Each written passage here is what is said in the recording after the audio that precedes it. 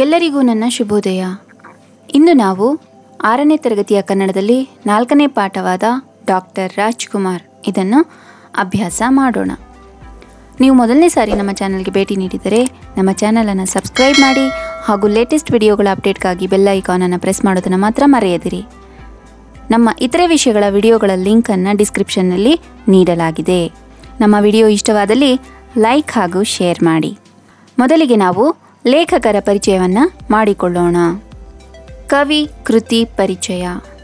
ಈ ಪಾಠವನ್ನು ಬರೆದಂತಹ ಕವಿಯ ಹೆಸರು ಶ್ರೀಯುತ ದೊಡ್ಡಹುಲ್ಲೂರು ರುಕ್ಕೋಜಿರಾವ್. ಇವರು 1958ರಲ್ಲಿ ಬೆಂಗಳೂರು ಗ್ರಾಮಾಂತರ ಜಿಲ್ಲೆ ಹೊಸಕೋಟೆ ತಾಲೂಕಿನ ದೊಡ್ಡಹುಲ್ಲೂರಿನಲ್ಲಿ ಜನಿಸಿದರು. ರಂಗಭೂಮಿ, ಚಲನಚಿತ್ರ ಮತ್ತು ಬರವಣಿಗೆಗಳು ಇವರ ಆಸಕ್ತಿಯ ಕ್ಷೇತ್ರಗಳು. ಹಲವಾರು ವಾರಪತ್ರಿಕೆಗಳಲ್ಲಿ ಪತ್ರಕರ್ತರಾಗಿಯೂ ಸೇವೆಯನ್ನು ಸಲ್ಲಿಸಿದ್ದಾರೆ. ಚಲನಚಿತ್ರಗಳಿಗೆ ಚಿತ್ರಕಥೆ, ಸಂಭಾಷಣೆ ರಚಿಸಿ ಪ್ರಶಸ್ತಿ ಗಳಿಸಿದ್ದಾರೆ. ಡಾಕ್ಟರ್ ರಾಜ್ಕುಮಾರ್ ಸಮಗ್ರ ಜೀವನ ಚರಿತ್ರೆಯನ್ನು ಅಭೂತಪೂರ್ವವಾಗಿ ಚಿತ್ರಸಹಿತವಾಗಿ ರಚಿಸಿ 2 ಮಹಾ ಸಂಪುಟಗಳಲ್ಲಿ ಹೊರತರುವ ಮೂಲಕ ದಾಖಲೆ ನಿರ್ಮಿಸಿದ್ದಾರೆ. ಸದನದಲ್ಲಿ ಸಿದ್ಧಲಿಂಗಯ್ಯ ಎಂಬ ಕೃತಿಯನ್ನು 2 ಸಂಪುಟಗಳಲ್ಲಿ ಹೊರತಂದಿದ್ದಾರೆ. ರಾಜ್ಕುಮಾರ್ ಅವರ ನಿಕಟವರ್ತಿಯಾಗಿದ್ದ ಶ್ರೀಯುತರ ಡಾಕ್ಟರ್ ರಾಜ್ಕುಮಾರ್ ಸಮಗ್ರ ಜೀವನ ಚರಿತ್ರೆ ಕೃತಿಯಿಂದ ಪ್ರಸ್ತುತ ಗದ್ಯ ಭಾಗವನ್ನು ಸಂಗ್ರಹಿಸಿ ಕೊಡಲಾಗಿದೆ. ಈಗ ಪಾಠವನ್ನು ಪ್ರಾರಂಭಿಸೋಣ. ಡಾಕ್ಟರ್ ರಾಜ್ಕುಮಾರ್. ಬಡತನ ಮತ್ತು ಆರ್ಥಿಕ ಸಾಮಾಜಿಕ ಬೆಂಬಲವಿಲ್ಲದ ಕೌಟುಂಬಿಕ ಹಿನ್ನೆಲೆಯಿಂದ ಬಂದ ಅನೇಕ ವ್ಯಕ್ತಿಗಳು ತಮ್ಮ ಪ್ರತಿಭೆ ಮತ್ತು ಸಾಮರ್ಥ್ಯಗಳಿಂದ ನಕ್ಷತ್ರಗಳಂತೆ ಬೆಳಗಿದ್ದಾರೆ. ಇಂತಹವರ ಬದುಕಿನ ಪುಟಗಳನ್ನು ಅವಲೋಕಿಸಿದಾಗ ಒಬ್ಬ ವ್ಯಕ್ತಿ ಶ್ರದ್ಧೆ ಮತ್ತು ಪರಿಶ್ರಮಗಳಿಂದ ಏನನ್ನು ಬೇಕಾದರೂ ಸಾಧಿಸಬಹುದೆಂಬ ಸ್ಫೂರ್ತಿ ಇತರರಲ್ಲೂ ಚಿಮ್ಮಬಹುದು. ವರನಟ, ಮೇರುನಟ, ಕನ್ನಡದ ಕಣ್ಮಣಿ, ಗಾನಗಂಧರ್ವ, ನಟ ಸಾರ್ವಭೌಮ ಎಂಬೆಲ್ಲ ಬಿರುದು ಕೀರ್ತಿಗಳಿಗೆ ಪಾತ್ರರಾಗಿರುವ ಡಾಕ್ಟರ್ ರಾಜ್ಕುಮಾರ್ ಎಲ್ಲ ಅರ್ಥದಲ್ಲಿಯೂ ಮನೆ ಮಾತಾದವರು. ಕರ್ನಾಟಕದ ಹೆಮ್ಮೆಯ ಸುಪುತ್ರ. ಅವರ ಬದುಕಿನ ಕಿರು ಪಕ್ಷಿ ನೋಟದಿಂದ ಕನ್ನಡದ ಸೀಮಾ ಪುರುಷನೊಬ್ಬನ ಬದುಕು, ಸಾಧನೆಗಳನ್ನು ಅರಿಯಬಹುದೆಂಬ ಆಶಯ ಈ ಪಾಠದ ಹಿನ್ನೆಲೆಯಾಗಿದೆ. ಇವರನ್ನು ನೋಡೇ ಇದ್ದೀರಲ್ವಾ, ಕನ್ನಡದ ಮೇರುನಟ ಡಾಕ್ಟರ್ ರಾಜ್ಕುಮಾರ್. ಕನ್ನಡಿಗರ ಸಾಂಸ್ಕೃತಿಕ ಬದುಕಿನ ಅವಿಭಾಜ್ಯ ಅಂಗವೇ ಆಗಿರುವ ಡಾಕ್ಟರ್ ರಾಜ್ಕುಮಾರ್ ಅವರು 1929ರ ಏಪ್ರಿಲ್ 24ರಂದು ಜನಿಸಿದರು. ಚಾಮರಾಜನಗರದಿಂದ 12 ಮೈಲಿ ದೂರದಲ್ಲಿರುವ ತಾಳವಾಡಿ ಪಕ್ಕದ ಗಾಜನೂರು ಇವರ ಹುಟ್ಟೂರು. ಗಾಜನೂರು ಲಕ್ಷ್ಮಮ್ಮನವರ ತವರೂರು. ಸಿಂಗನಲ್ಲೂರು ಪುಟ್ಟಸ್ವಾಮಯ್ಯನವರ ಮೂಲ ಸ್ಥಳ. ಸುಪ್ರಸಿದ್ಧ ರಂಗಭೂಮಿಯ ನಟರಾದ ಸಿಂಗಾನಲ್ಲೂರು ಶ್ರೀ ಪುಟ್ಟಸ್ವಾಮಯ್ಯನವರು ಇವರ ತಂದೆ. ತಾಯಿ ಶ್ರೀಮತಿ ಲಕ್ಷ್ಮಮ್ಮನವರು. ಡಾಕ್ಟರ್ ರಾಜ್ಕುಮಾರ್ ಈ ಹೆಸರು ಯಾರಿಗೆ ಪರಿಚಯವಿಲ್ಲ? ಪ್ರತಿಯೊಬ್ಬರಿಗೂ ಪರಿಚಯ ಇರುವಂತಹ ಹೆಸರು. ಕನ್ನಡ ಚಿತ್ರರಂಗದಲ್ಲಿ ಅಭೂತಪೂರ್ವ ಸಾಧನೆ ಮಾಡಿದಂತಹ ನಟ ಡಾಕ್ಟರ್ ರಾಜ್ಕುಮಾರ್. ರಂಗಭೂಮಿ ಕಲಾವಿದರು ಆಗಿದ್ದುಕೊಂಡಿದ್ದು ಉತ್ತಮ ಕನ್ನಡ ಭಾಷೆಯನ್ನು ಮಾತನಾಡುವಂತಹ ನಟ. ಅಭಿನಯದಲ್ಲಿ ಇವರನ್ನು ಮೀರಿಸೋರೇ ಇಲ್ಲ. ಅಂತಹ ನಟ, ಎಲ್ಲರ ಮನಸ್ಸಿನ ಹತ್ತಿರವಿದ್ದ ನಟ ಡಾಕ್ಟರ್ ರಾಜ್ಕುಮಾರ್. ಅವರ ಬಗ್ಗೆ ಈ ಒಂದು ಪಾಠವನ್ನು ಕೊಟ್ಟಿದ್ದಾರೆ. ಇವರು ಹುಟ್ಟಿದ್ದು 1929ರ ಏಪ್ರಿಲ್ 24ರಂದು. ಇವರ ಊರು ಗಾಜನೂರು. ತಂದೆ ಶ್ರೀ ಸಿಂಗಾನಲ್ಲೂರು ಪುಟ್ಟಸ್ವಾಮಯ್ಯನವರು. ತಾಯಿ ಶ್ರೀಮತಿ ಲಕ್ಷ್ಮಮ್ಮ. ಮಳೆಯೇ ಇಲ್ಲದೆ ಭೂಮಿ ಬಿಸಿಲಿನ ಬೇಗೆಯಿಂದ ಬಳಲಿದ್ದ ಒಂದು ದಿನ ಜೋರಾಗಿ ಮಳೆ ಸುರಿಯತೊಡಗಿತು. ಬಿಸಿಲಿನ ತಾಪಕ್ಕೆ ಕಂಗಟ್ಟಿದ್ದ ಜನರಿಗೆ ವರ್ಷಧಾರೆಯು ಹರುಷ ತಂದಿತು. ಭೂಮಿಯು ತಂಪಾಯಿತು. ಇಂತಹ ತಣ್ಣನೆಯ ಹೊತ್ತಿನಲ್ಲೇ ಶ್ರೀಮತಿ ಲಕ್ಷ್ಮಮ್ಮನವರು ಗಂಡು ಮಗುವನ್ನು ಹೆತ್ತರೆಂಬ ಸುದ್ದಿ ಬಂತು.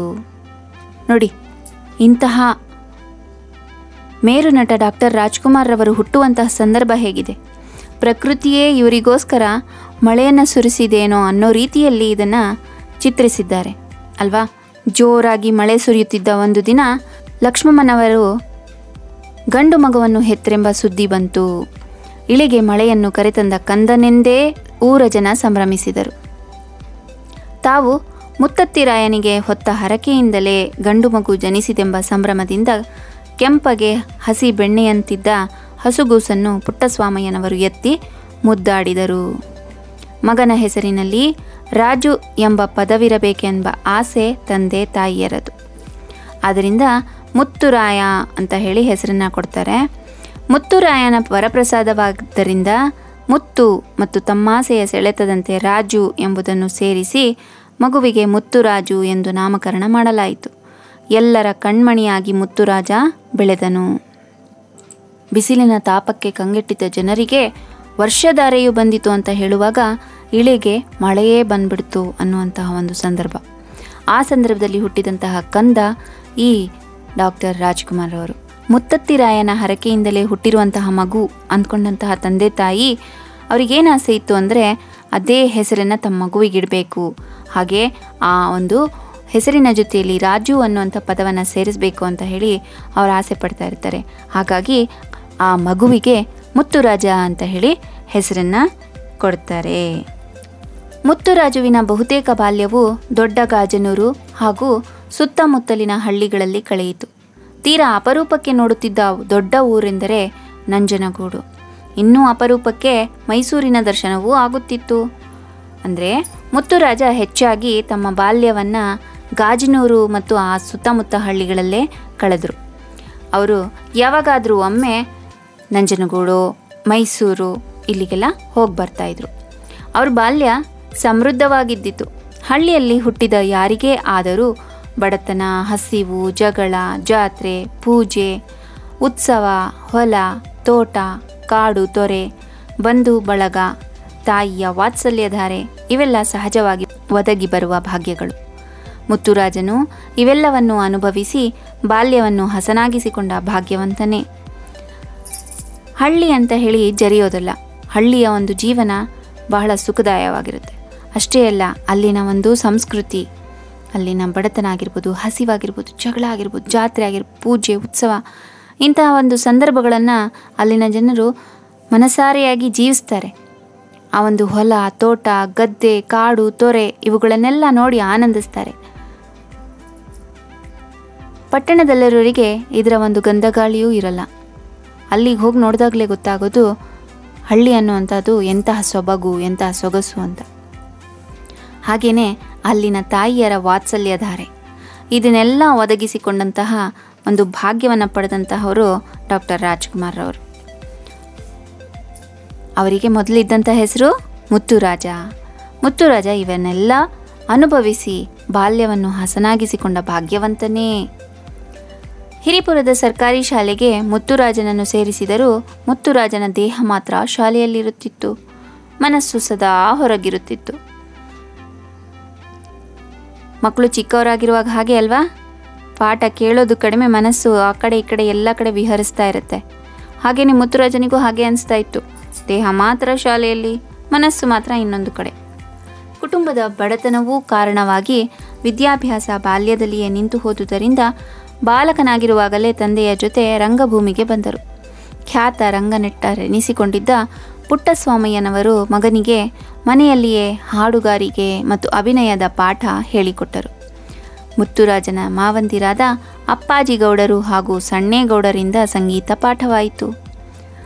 ಮುತ್ತುವಿಗೆ ಬಾಲ್ಯದಲ್ಲಿಯೇ ಕಲಿಸುವರು ಸಿಕ್ಬಿಟ್ರು. ತಂದೆ ಅವರು ಕೂಡ ರಂಗನಟರಾಗಿದ್ದರು, ಖ್ಯಾತ ರಂಗನಟರು ಪುಟ್ಟಸ್ವಾಮಯ್ಯನವರು. ಮನೆಯಲ್ಲೇ ಅವರಿಗೆ ಹಾಡುಗಾರಿಕೆ ಮತ್ತು ಅಭಿನಯವನ್ನು ಹೇಳ್ಕೊಡ್ತಾಯಿದ್ರು. ಮುತ್ತುರಾಜನ ಮಾವಂದಿರು ಕೂಡ ಸಂಗೀತಗಾರರು, ಅವರಿಂದ ಕೂಡ ಅವರಿಗೆ ಸಂಗೀತ ಪಾಠ ಕಲಿಸಲಾಯಿತು. ಇದು ಅವರ ರಂಗಭೂಮಿಯ ಜೀವನಕ್ಕೆ ಮೊದಲ ಒಂದು ಹೆಜ್ಜೆ ಅಂತ ಹೇಳ್ಬೋದು. ಮುಂದೆ ನೋಡೋಣ. ರಂಗಭೂಮಿಯು ಇವರ ಮೊದಲ ಆಡುಂಬೊಲ. ಗುಬ್ಬಿ ವೀರಣ್ಣನವರ ನಾಟಕ ಕಂಪನಿಯಲ್ಲಿ ಬಾಲ ಕಲಾವಿದನಾಗಿ ಮುತ್ತುರಾಜುವಿನ ವೃತ್ತಿಜೀವನ ಆರಂಭವಾಯಿತು. ಮೊದಮೊದಲು ಸಖಿ, ಸೇವಕಿ ಇತ್ಯಾದಿ ಪಾತ್ರಗಳನ್ನು ನಿರ್ವಹಿಸಬೇಕಾಯಿತು. ಆ ನಂತರವಷ್ಟೇ ಮುಖ್ಯ ಪುರುಷ ಪಾತ್ರಗಳು ಅರಸಿ ಬಂದವು. ಸುಬ್ಬಯ್ಯ ನಾಯ್ಡು ಅವರ ಶ್ರೀ ಸಾಹಿತ್ಯ ಸಾಮ್ರಾಜ್ಯ ಎಂಬ ನಾಟಕ ಸಂಸ್ಥೆಗೆ ಸೇರಿ ಮುಖ್ಯ ಪಾತ್ರಗಳನ್ನು ನಿರ್ವಹಿಸಿದ್ದು ಮುತ್ತುರಾಜರ ಬದುಕಿನ ಮಹತ್ವದ ದಿನಗಳು. ನೋಡಿ, ರಂಗಭೂಮಿಯ ಮೊದಲ ಆಡಂಬುಲ ಅಂದರೆ ಫಸ್ಟ್ ಪ್ರಿಫರೆನ್ಸ್ ಅಂತ ಏನು ಹೇಳ್ತೀವಿ ನಾವು, ಮೊದಲನೇ ಆದ್ಯತೆಯನ್ನು ಅವರು ರಂಗಭೂಮಿಗೆ ನೀಡಿದ್ರು. ಹಾಗಾಗಿ ಗುಬ್ಬಿ ವೀರಣ್ಣ ಅವರ ಕಂಪನಿಯಲ್ಲಿ, ಹೆಸರಾಂತ ಗುಬ್ಬಿ ವೀರಣ್ಣ ಅವರು ಕೂಡ ರಂಗಭೂಮಿ ಕಲಾವಿದರು, ಅವರ ಒಂದು ಕಂಪನಿಯಲ್ಲಿ ಬಾಲ ಕಲಾವಿದರಾಗಿ ಸೇರಿಕೊಳ್ತಾರೆ. ಇಲ್ಲಿಂದ ಅವರ ವೃತ್ತಿ ಜೀವನ ಅಂದರೆ ಕೆಲಸ ಮಾಡುವಂತಹ ಜೀವನ ಆರಂಭವಾಯಿತು. ಮೊದಲು ಅವರಿಗೆ ಮೇನ್ ಪಾರ್ಟ್ಸ್ ಅಂತ ಏನು ಹೇಳ್ತೀವಿ, ಅಂತಹ ಮುಖ್ಯ ಪಾತ್ರಗಳು ದೊರಕಿರಲಿಲ್ಲ ಅವರಿಗೆ. ಮೊದಲನೇದಾಗಿ ಸಖಿ ಅಂದರೆ ಗೆಳತಿ, ಸೇವಕಿ, ಇಂಥ ಪಾತ್ರಗಳು, ಹುಡುಗಿಯರ ಪಾತ್ರಗಳು ಕೂಡ ಸಿಕ್ಕಿದ್ವು. ಅದನ್ನು ಕೂಡ ಅವ್ರು ನಿಭಾಯಿಸಬೇಕಾಯಿತು. ಆನಂತರ ಅವರಿಗೆ ಮುಖ್ಯ ಪಾತ್ರಗಳು, ಪುರುಷ ಪಾತ್ರಗಳು ಅದರಲ್ಲೂ ಸಿಗ್ತಾ ಹೋಯಿತು. ಅವರ ಒಂದು ಪ್ರತಿಭೆಯನ್ನು ಗುರುತಿಸಿ ಆಮೇಲೆ ಅವರಿಗೆ ಆ ಪಾತ್ರಗಳು ಬರ್ತಾ ಹೋಗ್ತವೆ. ತಂದೆಯವರು ಇಹಲೋಕವನ್ನು ತ್ಯಜಿಸಿದ್ದರಿಂದ ಇಡೀ ಕುಟುಂಬದ ಹೊಣೆಗಾರಿಕೆಯನ್ನು ಮುತ್ತುರಾಜ ಹೊರಬೇಕಾಯಿತು. ನಾಟಕಗಳಲ್ಲಿ ಅಭಿನಯಿಸುತ್ತಲೇ ಕಷ್ಟದಲ್ಲಿ ಜೀವನ ಸಾಗಿಸಿದರು. ಸೋದರ ಮಾವನ ಮಗಳಾದ ಪಾರ್ವತಿ ಅವರನ್ನು ವಿವಾಹವಾದ ಮೇಲೆ ಅವರ ಹೆಗಲಣೆಯ ಆಸರೆಯೂ ಒದಗಿ ಬಂತು. ತಂದೆ ಪುಟ್ಟಸ್ವಾಮಯ್ಯನವರ ನಂತರ ಇಡೀ ಕುಟುಂಬದ ಜವಾಬ್ದಾರಿಯನ್ನು ಮುತ್ತುರಾಜನೇ ಹೊರಬೇಕಾಯಿತು. ನಾಟಕಗಳಲ್ಲಿ ಅಭಿನಯಿಸ್ತಾ ಅವರು ತಮ್ಮ ಜೀವನವನ್ನು ಸಾಗಿಸ್ತಾ ಇದ್ರು. ಆ ಸಂದರ್ಭದಲ್ಲಿ ಅವರಿಗೆ ಪಾರ್ವತಿ ಅನ್ನುವಂಥ ಹುಡುಗಿಯೊಂದಿಗೆ, ಅವರ ಸೋದರ ಮಾವನ ಮಗಳು ಅವರೊಂದಿಗೆ ವಿವಾಹವಾಗುತ್ತೆ. ಆಗ ಒಂದು ಜೊತೆ ಅವರಿಗೆ ಒಂದು ಸಿಕ್ಕದಂಗೆ ಆಯಿತು. ಮುತ್ತುರಾಜರ ಮುಖ್ಯ ಕಾರ್ಯಕ್ಷೇತ್ರವೆಂದರೆ ಚಲನಚಿತ್ರರಂಗ. 1942ರಲ್ಲಿ ತೆರೆ ಕಂಡ ಭಕ್ತ ಪ್ರಹ್ಲಾದ ಮತ್ತು 1951ರಲ್ಲಿ ತೆರೆಗೆ ಬಂದ ಶ್ರೀನಿವಾಸ ಕಲ್ಯಾಣ ಚಿತ್ರಗಳಲ್ಲಿ ಇವರು ಸಣ್ಣ ಪುಟ್ಟ ಪಾತ್ರಗಳಲ್ಲಿ ಕಾಣಿಸಿಕೊಂಡರು. ಕನ್ನಡ ಚಿತ್ರರಂಗದ ನಾಯಕರಾಗಿ ಪ್ರವೇಶಿಸಿದ್ದು 1954ರಲ್ಲಿ ಬಿಡುಗಡೆಯಾದ ಬೇಡರ ಕಣ್ಣಪ್ಪದ ಮೂಲಕ. ರಂಗಭೂಮಿಯಿಂದ ಹೊರಟು ಈಗ ಮದುವೆಯ ನಂತರ ಮುತ್ತುರಾಜರು ಚಲನಚಿತ್ರ ಕ್ಷೇತ್ರಕ್ಕೆ ಬರ್ತಾರೆ. ಅವರ ಮೊದಲನೇ ಚಿತ್ರ 1942ರಲ್ಲಿ ಬಂದಂತಹ ಭಕ್ತ ಪ್ರಹ್ಲಾದ. ಆನಂತರ ಮತ್ತೆ ಸಣ್ಣ ಪುಟ್ಟ ಪಾತ್ರಗಳು. ಅದಾದಮೇಲೆ 1954ರಲ್ಲಿ ಒಂದು ಹೊಸ ಚಿತ್ರ ಬಿಡುಗಡೆಯಾಗುತ್ತೆ, ಅದೇ ಬೇಡರ ಕಣ್ಣಪ್ಪ. ಇದ್ರ ಮೂಲಕ ಅವರಿಗೆ ಒಂದು ಹೆಸರು ಬಂತು ಅಂತ ಹೇಳ್ಬೋದು. ಈ ಚಿತ್ರದ ನಿರ್ದೇಶಕರಾದ HLN ಸಿಂಹಾರ್ ಅವರು ಮುತ್ತುರಾಜ ಎಂಬ ಹೆಸರನ್ನು ರಾಜ್ಕುಮಾರ್ ಎಂದು ಬದಲಾಯಿಸಿದರು. ನೋಡಿ, ಸಿನಿಮಾ ಕ್ಷೇತ್ರಕ್ಕೆ ಬಂದ ನಂತರ ಹೆಸರು ಬದಲಾವಣೆ ಆಗಲೇಬೇಕಿತ್ತು.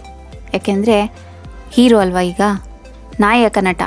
ಆದ್ದರಿಂದ ಮುತ್ತುರಾಜ ಅನ್ನೋಂಥ ಹೆಸರು ಸರಿ ಹೊಂದಲ್ಲ ಅಂತ ಹೇಳಿ HLN ಸಿಂಹಾರ್ ಅವರು ಅವರ ಹೆಸರನ್ನ ಮುತ್ತುರಾಜನಿಂದ ರಾಜ್ಕುಮಾರ್ ಅಂತ ಬದಲಾಯಿಸ್ತಾರೆ.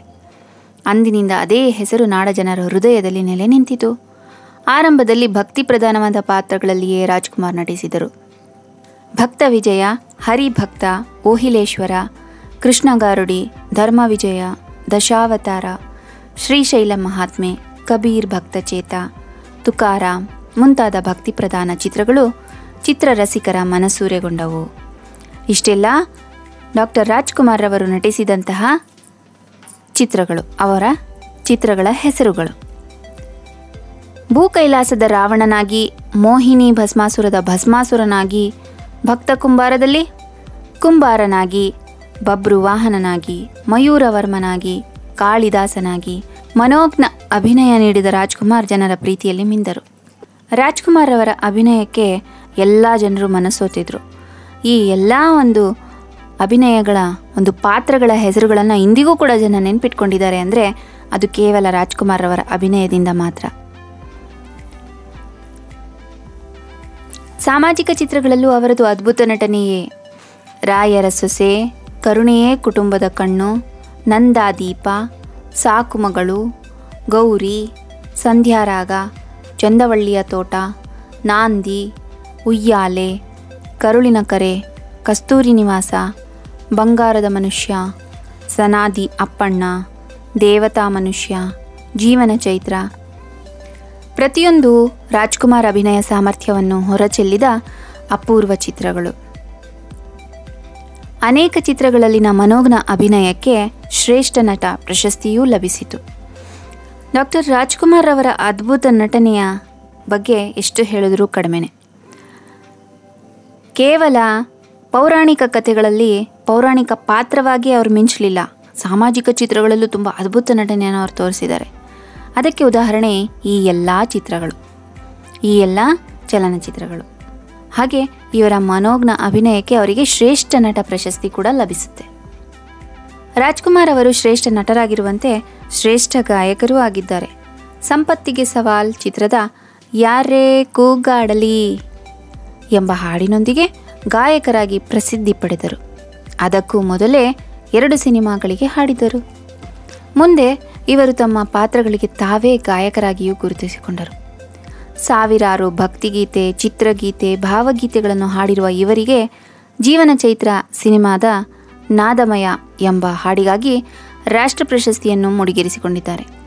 ನೋಡಿ, ಚಿಕ್ಕಂದಿನಲ್ಲಿ ಅವರಿಗೆ ದೊರೆತಿದ್ದಂತಹ ಒಂದು ತರಬೇತಿ, ತಂದೆಯವರಿಂದ ನಾಟಕ ಅಭಿನಯ ತರಬೇತಿ ಹಾಗೂ ಮಾವಂದಿರಿಂದ ಅವರಿಗೆ ಸಂಗೀತದ ಒಂದು ತರಬೇತಿ ಕೂಡ ಸಿಕ್ಕಿತ್ತಲ್ವ. ಅವ್ರ ಜೀವನದಲ್ಲಿ ಎಷ್ಟು ಕೆಲಸಕ್ಕೆ ಬರುತ್ತೆ. ಕಲಿತಂತಹ ಜ್ಞಾನ ಎಂದಿಗೂ ಕೂಡ ವ್ಯರ್ಥ ಆಗೋದಿಲ್ಲ ಅನ್ನೋದಕ್ಕೆ ಇವರೊಂದು ಉತ್ತಮ ಉದಾಹರಣೆ. ತಮ್ಮ ಒಂದು ಅಭಿನಯ ಚಾತುರ್ಯದಿಂದ ಅಷ್ಟೇ ಅಲ್ಲ, ಸಂಗೀತ ಕಲಿತಿದ್ರಿಂದ ಉತ್ತಮ ಗಾಯಕರು ಕೂಡ ಆಗಿದ್ದಂಥ ರಾಜ್ಕುಮಾರ್ ರವರು ಹಲವಾರು ಚಿತ್ರಗಳಲ್ಲಿ ಹಾಡುಗಳನ್ನು ಹಾಡಿದ್ದಾರೆ. ತುಂಬ ಪ್ರಸಿದ್ಧಿಯನ್ನು ಪಡೆದಂಥ ಹಾಡು ಸಂಪತ್ತಿಗೆ ಸವಾಲ್ ಚಿತ್ರದ ಯಾರೇ ಕೂಗಾಡಲಿ. ಎಲ್ಲರ ಬಾಯಲ್ಲೂ ಆ ಹಾಡು ಹೇಳಿದ ತಕ್ಷಣ ಬಂದ್ಬಿಡುತ್ತೆ ಅಲ್ವಾ. ಆ ರೀತಿ ಹಾಡಿದಂತಹ ಇವರು ಅನೇಕ ಪ್ರಶಸ್ತಿಗಳನ್ನು ತಗೊಂಡಿದ್ದಾರೆ. ಅದರಲ್ಲಿ ಮುಖ್ಯವಾಗಿ ನಾದಮಯ ಹಾಡಿಗಾಗಿ ರಾಷ್ಟ್ರ ಪ್ರಶಸ್ತಿಯನ್ನು ಇವರು ಪಡೆದಿದ್ದಾರೆ.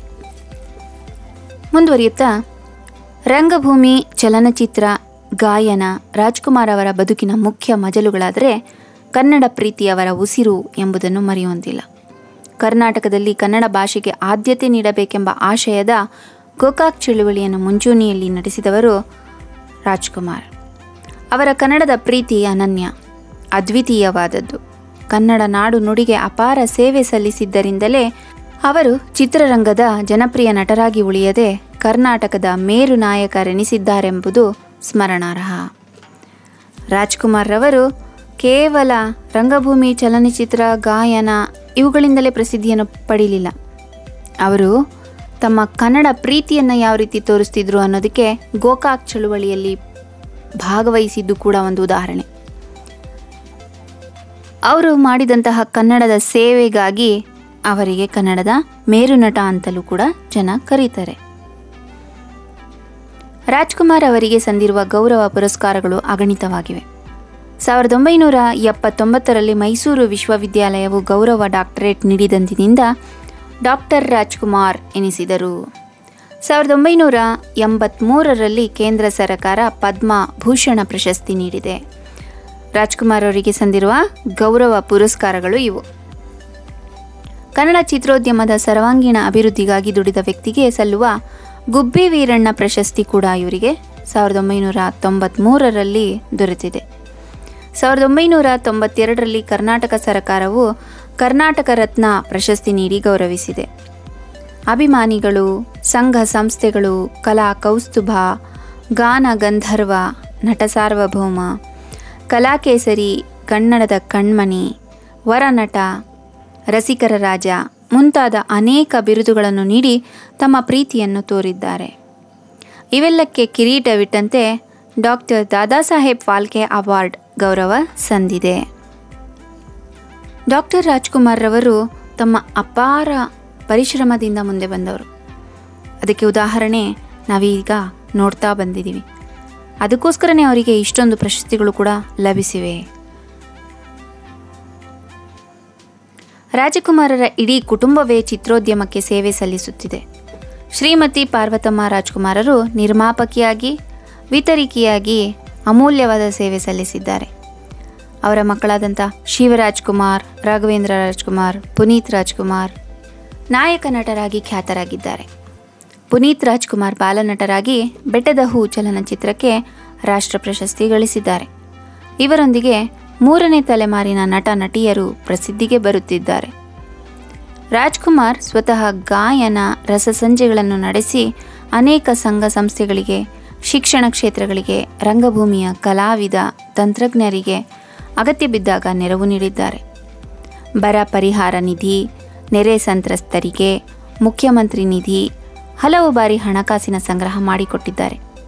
ಇದರಿಂದ ಅವರೊಬ್ಬ ಅಪ್ಪಟ ಹೃದಯ ಶ್ರೀಮಂತಿಕೆಯ ಕಲಾವಿದರಾಗಿದ್ದಾರೆಂಬುದು ವೇದ್ಯವಾಗುತ್ತದೆ. ನೋಡಿ, ರಾಜ್ಕುಮಾರ್ ರವರು ಉತ್ತಮ ನಟರೂ ಹೌದು, ಸಂಗೀತಗಾರರೂ ಹೌದು, ಹಾಗೂ ಕನ್ನಡದ ಬಗ್ಗೆ ಒಂದು ಹೆಮ್ಮೆಯ ಒಂದು ವ್ಯಕ್ತಿತ್ವವನ್ನು ಹೊಂದಿರುವಂತಹ ವ್ಯಕ್ತಿ ಕೂಡ ಹೌದು.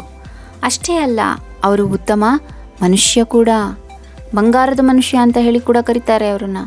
ಯಾಕೆ ಅಂದರೆ ಹಲವಾರು ಸಂಘ ಸಂಸ್ಥೆಗಳಿಗೆ, ಹಲವಾರು ವ್ಯಕ್ತಿಗಳಿಗೆ, ಹಲವಾರು ಶಿಕ್ಷಣ ಕ್ಷೇತ್ರಗಳಿಗೆ, ರಂಗಭೂಮಿಯ ಕಲಾವಿದರಿಗೆ, ತಂತ್ರಜ್ಞರಿಗೆ ಎಲ್ರಿಗೂ ಕೂಡ ಅವರು ಸಹಾಯವನ್ನು ಮಾಡ್ತಾ ಬಂದಿದ್ದಾರೆ.